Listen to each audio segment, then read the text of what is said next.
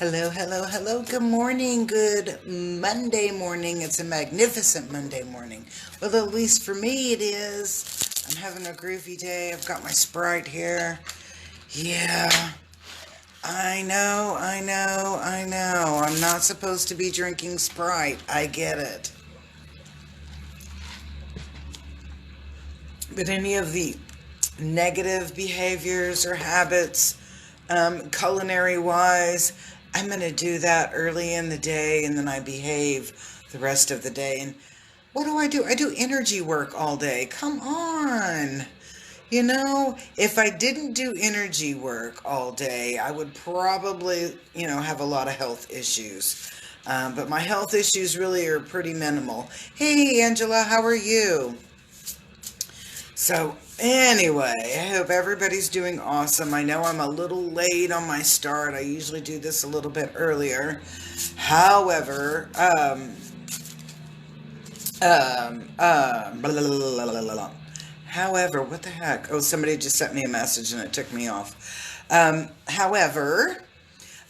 did this Reiki one, CPR for the soul class, and it's just the intro. However, it's the intro class. Hi. And it allows you to be able to take control and of your own healing. So we did a CPR for the soul class yesterday. Matthew was there. He was kind of like my assistant, and in many ways. And then we had two other people that participated. I like teaching them in really small groups because I think that you have a better experience. When you have those big classes, 10, 12, 25, it can be really overwhelming. So that's why I do the small, and I do them every month, and I do the little classes. But I call it the first degree. It's Reiki first degree, CPR for the soul. But anyway, so I hope everybody had a wonderful weekend. I had a most fanfabulous weekend.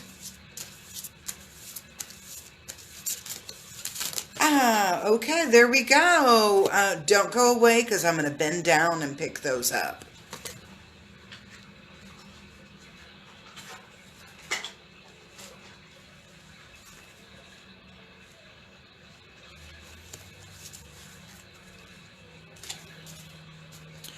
Um, do you have your cup of coffee? Do you have everything that you need? Because I got a handful of cards. This is gonna, like, take a bit. She's Chatty Cathy, I guess, today. I'm like, oh, shush. Let's see what's on the other side. Good morning, Jennifer. Okay, alright, so let me kind of focus this. I might have to put some. Okay. Can you see that okay?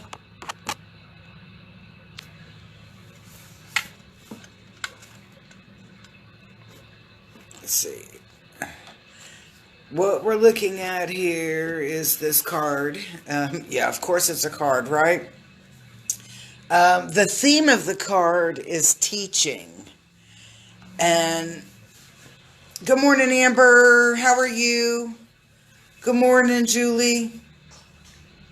So what we're looking at here in this particular card in teaching is about establishing foundation and creating boundaries. Establishing a foundation and creating boundaries. Boundaries, when we provide boundaries to other people, then they know how to respond or react to the things that we say or do. I'm going to see if this kind of brings it up a little bit better. Okay, what can I stick back here?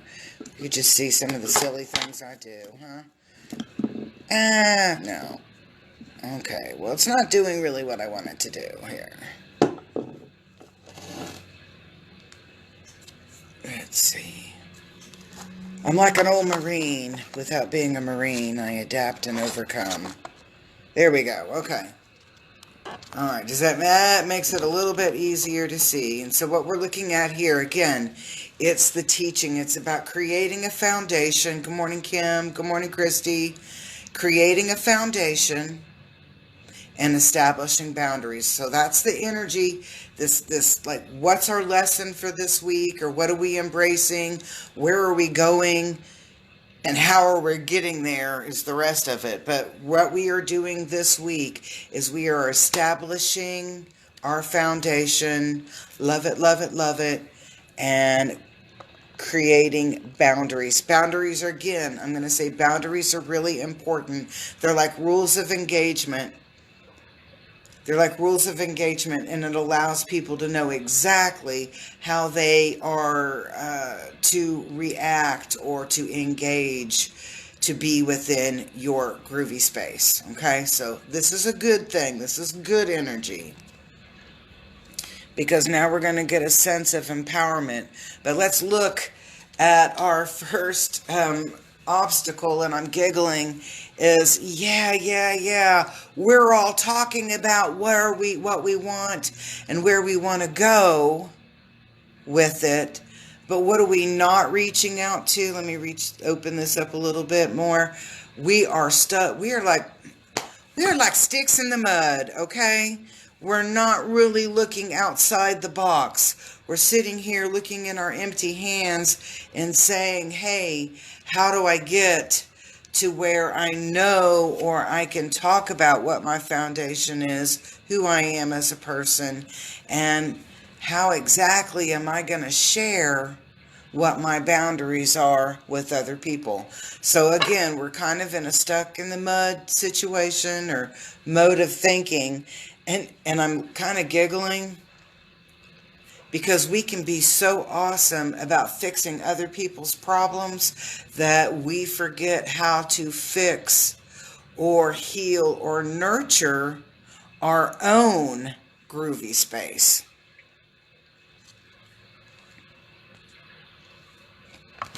All right, and so what else comes in here?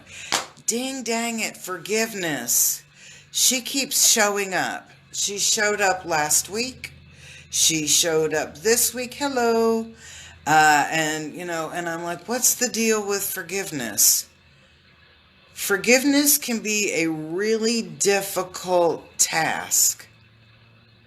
Forgiveness can be a really difficult task. Often when we think about forgiveness,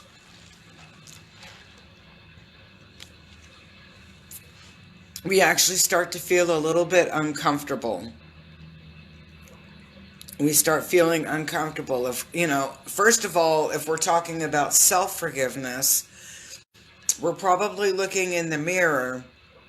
And at that time, if this is going to be, because this is one of our obstacles here, is this forgiveness, is that we are having difficulties looking in the mirror and forgiving ourselves in the first place. If you're the kind of person that is always saying, I'm sorry to others, let's make this a little bit bigger. If you're the kind of person that has been spending time saying, I'm sorry to others, when you have absolutely nothing to do with their dilemma, a beautiful positive remedy is to change the I'm sorry to how unfortunate. You are not responsible for the occurrences in other people's lives when you have placed absolutely no action, body, mind, or spirit, into that. So if somebody has a dilemma going on in their life and you did not play a role in that, here is your boundary. You are no longer permitted to say, I'm sorry. An easy catchphrase for it for you can be, how unfortunate. I say that with great love because many of us carry the burdens of other people's issues as our own, and then that is what brings down our vibration.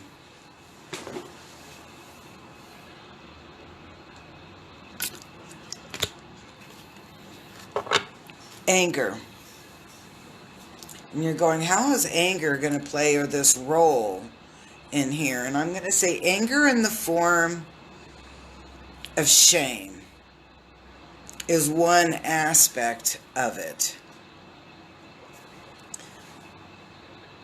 Anger is actually a very beautiful emotion to experience.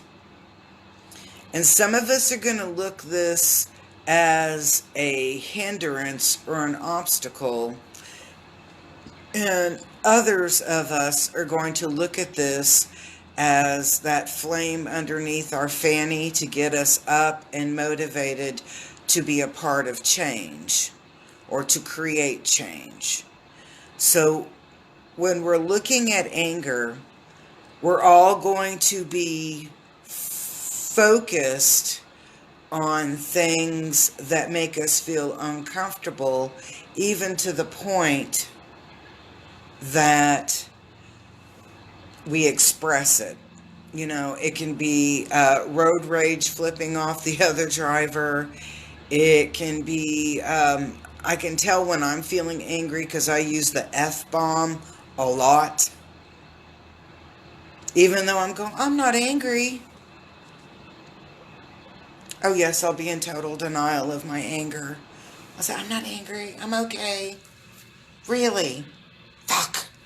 Okay? When I start using that F-bomb a lot, I'm suppressing my anger and not expressing myself appropriately, and that brews. So, is that constructive? No, it's not constructive. So, part of our obstacle is learning how to take our anger and make it into something beautiful. It's about taking your anger and turning it into something beautiful.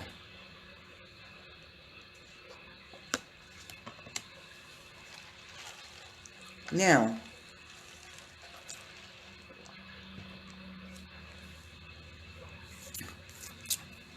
what are some things that are playing in our direction? What is some of the things that we can utilize, people, places, events, whatever, in order to strengthen us to get to this point where we can effectively establish our foundation and share our rules of engagement with others? And we're looking at this, and it's kind of funny because it says retreat. But retreat actually has more than one meaning. And depending on your perspective, and this is the message that I'm getting from this, is a retreat as in a learning experience cut off from the social norm. So this might be a camping trip. This might be actually like an educational or a spiritual or a health-based retreat. It doesn't mean necessarily retreat as in turn back, go back, move back. It's talking about, especially when you start looking over here at these stars in this opening, it's talking about engaging a retreat as a pilgrimage or trip or engagement event in order to better oneself, body, mind, or spirit. So this is saying that in order to kind of overcome some of these obstacles, We really need to dig deep into learning and healing about ourselves as that our personal selves in order to get to that point of establishing our foundation and creating our rules of engagement. How people can expect us to act or react, and how we expect others to act and react in our lives. All right. Patience is a virtue, and that's the message I get through here. We often feel a lot of anxiety or overwhelmed when we feel like we're having to wait, and the wait is the hardest part. I mean, I know that's a cliche. I remember working in the emergency room several years ago, and in the early part of my career in the emergency room, I worked up in the front area, so I had a lot of contact with patients. And, and even though I had the clock and etc. there, and I knew the time frame that was occurring, people on the other side that are anticipating or waiting for change to occur don't have the same perception of time. And I'm not dogging anybody anyway, either side, because I've been on both sides. I've been the one waiting for the doctor to come in when I'm in incredible pain or dysfunction or dis-ease. And then I've also been on the other side when I've been working with people, as in the healer aspect, or the customers, the provider aspect. We'll just use it like that.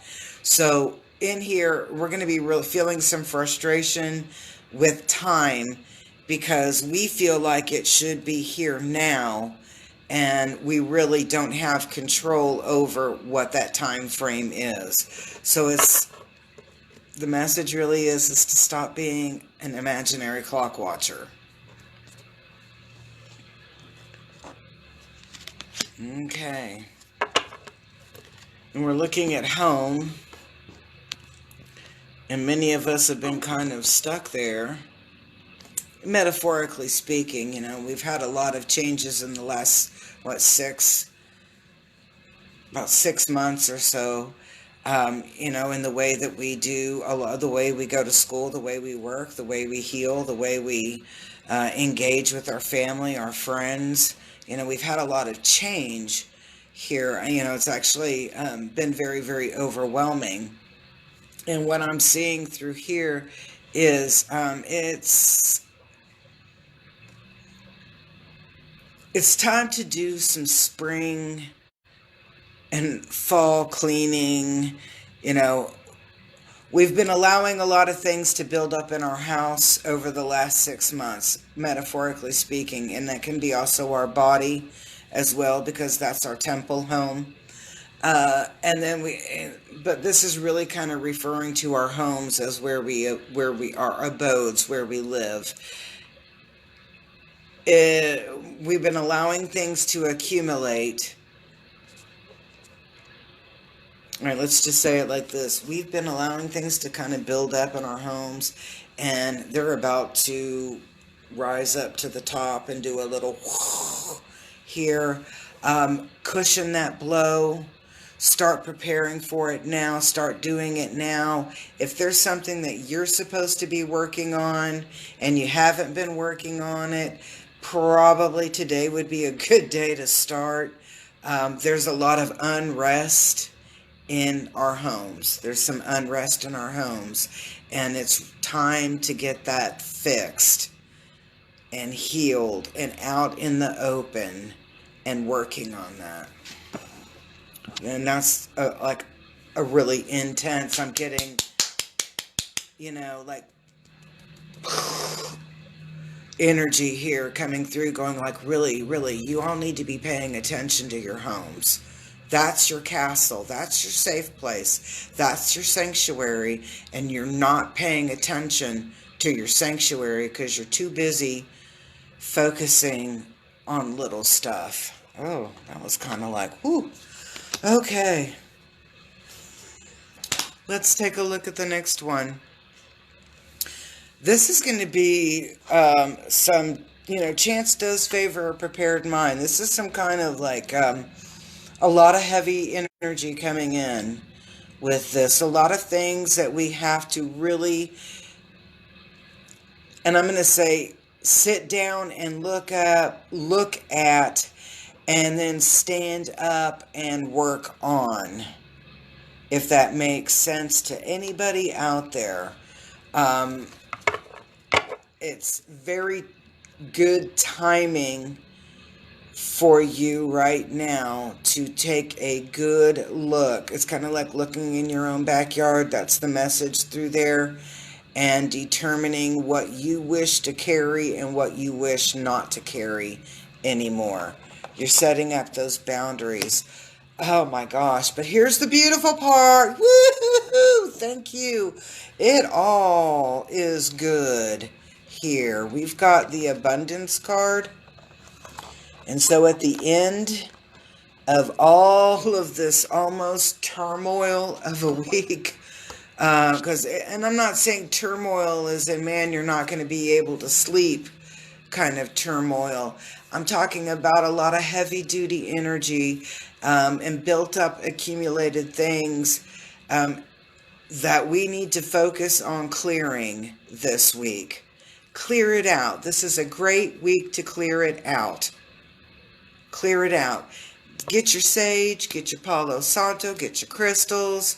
If you have singing bowls, get your singing bowls, make some music, make some joyful noise in there, and clear your space. And once you get that shish all taken care of, and building and putting in exactly what you want for your foundation, and set up those rules of engagement saying, hey, I know we used to, but however, or perhaps you don't even have to touch base with it and say, this is who I am today. I choose, because joyfulness, peace, happiness, those are choices. You choose those. Those just don't automatically come. You can choose to be joyful. You can choose to find happiness. You can choose peace. Or you can choose not to embrace any of those at all. And that's what this reading is about. And in order to create a healthy foundation, you have to choose something that's a little bit more on the positive vibe. Peace, happiness, joy, tranquility, common ground, whatever you want to call it. That's the key to this. And get rid of that anger, because that anger is holding you back and not allowing you to be who you really destined are to be in this day and time. We get so overwhelmed with everything that's on the outside that we forget about what's on the inside. Embrace your grooviness. Hope you have a most beautiful day, and I will catch up with you later on. I've got tons of stuff coming up this week, and I'm really, really, really excited. I'm really excited. So we got a plant swap coming up on Thursday, Friday, and Saturday. I'm not sure about what all kind of plants are out there. I know that I'm going to have, I think there's some baby aloes, and then I know that I've got some pothos plants.